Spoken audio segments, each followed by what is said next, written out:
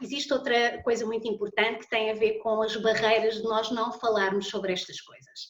Eu acho que há dois grandes temas que as pessoas não falam. Um é sobre o dinheiro e o outro é sobre as questões da sexualidade, não é?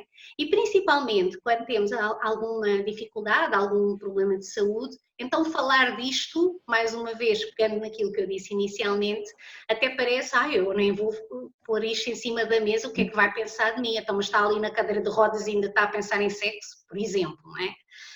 Mas a verdade é que a maior parte das pessoas não discute com os seus médicos e com os profissionais de saúde estas dificuldades. Não é? E, para já, deviam ser os especialistas da área da saúde que deviam tomar a iniciativa de abordar estes temas.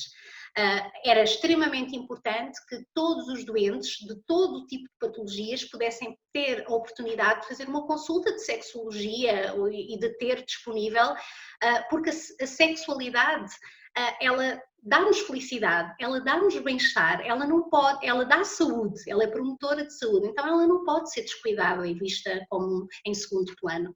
É? Então era muito importante que os técnicos de saúde trouxessem esse tema e dissessem, olha, vamos fazer esta medicação, notou alguma diferença? Tem notado alguma diferença na sua sexualidade? Portanto, era muito importante conseguirmos quebrar esta barreira de não falarmos sobre estas coisas. Isto para vos dizer que são muito poucos os neurologistas que abordam as questões da sexualidade, assim como outros especialistas.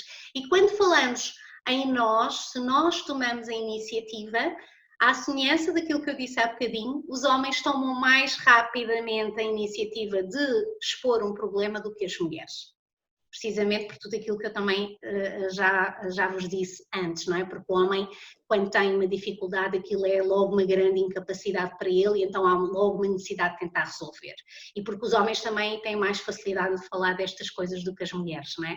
As mulheres foram sempre caladas para falarem da sexualidade e os homens incentivados a falar sobre ela, portanto é normal que os homens também tenham mais espaço e mais oportunidade de falar sobre o assunto. Eu queria agora passar para algumas estratégias que podem ser importantes para melhorar a intimidade e para melhorar aqui algumas das dificuldades que nós falamos. É muito importante nós percebermos que não são só os fármacos que podem melhorar, nós temos efetivamente, do ponto de vista da urologia e da ginecologia, medicamentos que podem ajudar a melhorar a nossa resposta sexual, mas hoje em dia,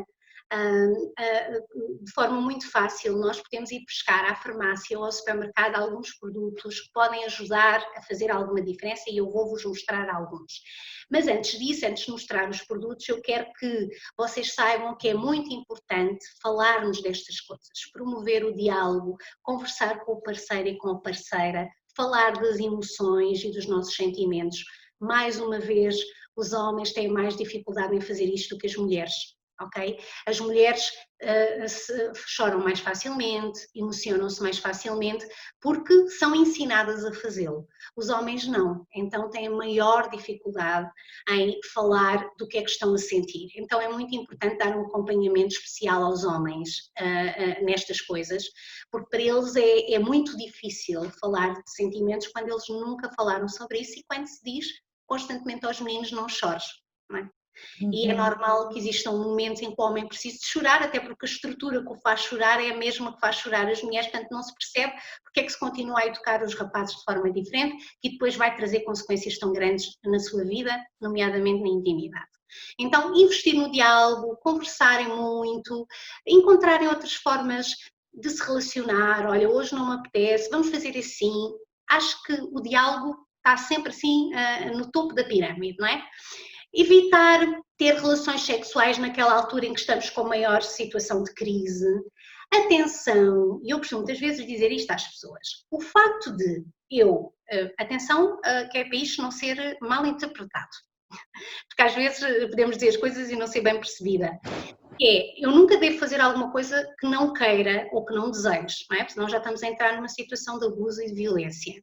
Mas existe uma coisa muito importante que é, às vezes eu não consigo tomar a iniciativa, mas se eu tentar dar esse passo, às vezes o desejo aparece e às vezes a excitação aparece. E aquilo que parecia pouco prometedor até foi muito bom.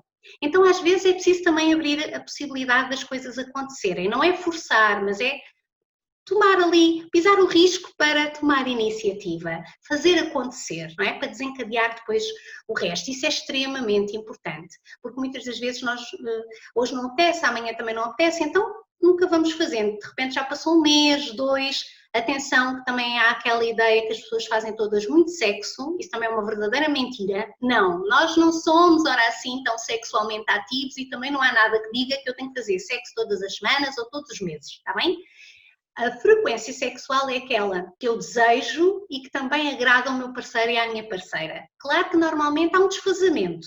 E normalmente esse desfazamento é quase sempre dos homens a dizer que lhes apetece mais do que as mulheres. Ok? Isso normalmente acontece com bastante frequência, esse desfazamento. Mas isso também pode ser trabalhado. E eu costumo muitas vezes dizer às mulheres, minhas queridas, se não apetecer ir para cima do companheiro ou para o lado do companheiro, existem outras formas de satisfazer os parceiros. Vocês têm a masturbação, vocês têm o sexo oral, vocês têm tantas outras práticas. E algumas até me dizem assim, pois é, nós às vezes até, olha, começamos com sexo oral, mas depois ele quer sempre insistir no resto, não é? Porquê é que não podemos ficar só pelas entradas? Porquê é que temos que ir logo aos pratos todos até à sobremesa? Porquê é que temos todos que seguir aquele protocolo? Não é? Existe muito essa pressão também que as coisas têm que ser de determinada maneira. Já para não falar, quando falamos da masturbação, as pessoas acham que a masturbação, algumas acham que é pecado, outras acham que vicia, outras acham que é uma coisa que só acontece quando as pessoas não têm companheiro ou companheira. E a masturbação é uma prática fabulosa de chegarmos ao prazer e podemos até fazê-la mutuamente sem ter que passar, por exemplo, pela questão de estarmos em cima uns dos outros. Porque imagino que numa altura em que possa haver algum desconforto e que eu não esteja muito para ali virado ou virada, porque é que eu não hei de recorrer a outras formas de fazer sexo, não é? Então é explorar um bocadinho essa variedade que nós muitas das vezes descuidamos. Mas efetivamente pensar noutra forma de fazermos sexo é extremamente muito importante e o sexo não tem só, desculpem eu estar neste modo repeat, mas eu tenho que dizer isto muitas vezes, que é o sexo não é só penetração, ok?